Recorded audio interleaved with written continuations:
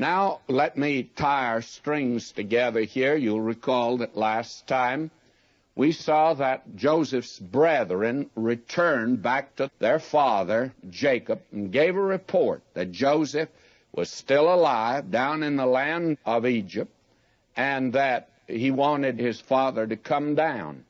Now, his father apparently had a notion of just going down and visiting him. And yet there was some reluctance and hesitation, I'm sure, to begin with. God did need to appear to him, and he does here at the beginning of this 46th chapter. God needs to appear to him very definitely because God had instructed Abraham to stay out of Egypt, and Abraham got in trouble down there. He said the same thing to Isaac.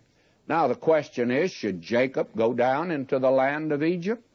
Well, he needs a little more encouragement than just an invitation from his son Joseph and even from Pharaoh. He needs something that is more than a printed invitation. He needs to have a green light from God, and God's going to give that to him, of course. And then there's another thing. The last time God had appeared to Jacob, he told him to go to Bethel, and that would be the place. Now, we find this man wanting to go down and visit his son, and I'm of the opinion he only went down there to spend the holidays and come back home after he'd visited him, but he never returned except for his own funeral. Now we read verse 1, "And Israel took his journey with all that he had, and came to Beersheba, and offered sacrifices unto the God of his father Isaac." He took his journey with all that he had, and he came to Beersheba. And here's the amazing thing. He offered sacrifices unto the God of his father Isaac. You remember the first time he left that land, going down to the land of Haran, and he came to Bethel? Was he looking for God? No, he thought he'd run away from him. And he's not seeking the mind of God at all, nor is he asking for his leading. What a contrast between Jacob and the servant of Abraham. The servant of Abraham never took a step without looking to God. Jacob took many steps and did not look to God.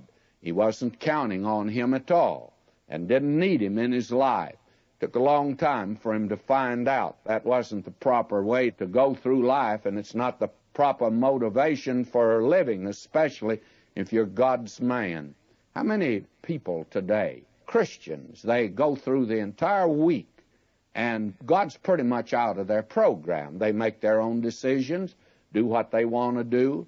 Then they come to Sunday, and all of a sudden they find themselves very religious. And they're willing on Sunday to do God's will, and they think God's will is for them to go to church, maybe teach a Sunday school class, but they tell God goodbye Sunday night, especially when they turn on the TV. And the rest of the week, why, God's not in the picture. This man, Jacob, never looked to God, but now he is. He comes to Beersheba, that's on the way down, and he offered sacrifices unto the God of his father Isaac. Now, I tell you, he's coming to God. Now notice, God is going to be gracious to this man and appear to him.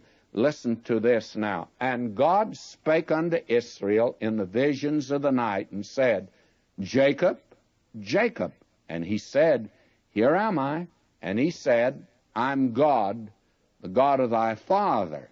Fear not to go down into Egypt, for I will there make of thee a great nation."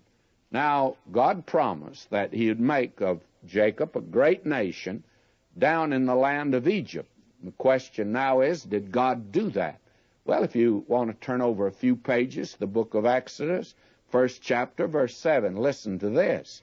"And the children of Israel were fruitful, and increased abundantly, and multiplied, and waxed exceeding mighty, and the land was filled with them." There was really a population explosion of Israelites in the land of Egypt. What's the explanation? God's making good. "I'm the God of thy father. Fear not to go down into Egypt, for I will there make of thee a great nation." So God is making good that which he